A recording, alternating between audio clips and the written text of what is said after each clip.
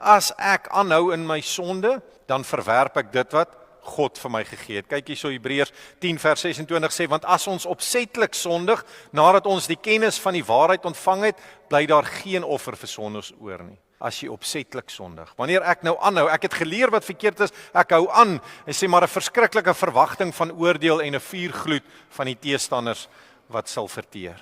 So Here, ek hoor van U, ek is gehoorsaam, ek leer, ek wil verander, ek wil meer soos U word en minder soos myself. En daarom leer Paulus ons hierdie beginsel, wat ek en jy nou ook kan leer en kan toepas, dat 'n drie-enige God, Vader, Seun en Heilige Gees, maak 'n wese na sy beeld, na gees, siel en liggaam. Daarom moet ons volkome heilig gemaak word op elke vlak. My gees, my siel en my liggaam. Hoe vind dit plaas? Ek gaan dit vir jou 3 gedeeltes kortliks wys. Eerstens, ons geestelike heiligmaking. My verstand, Here, moet ek aan U toewy.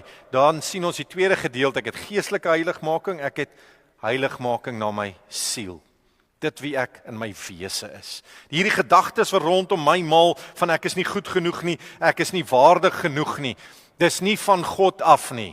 Dis van die vyand af. Ons laaste gedeelte vanoggend is om liggaamlik skoon gemaak te word. Gees, siel en liggaam.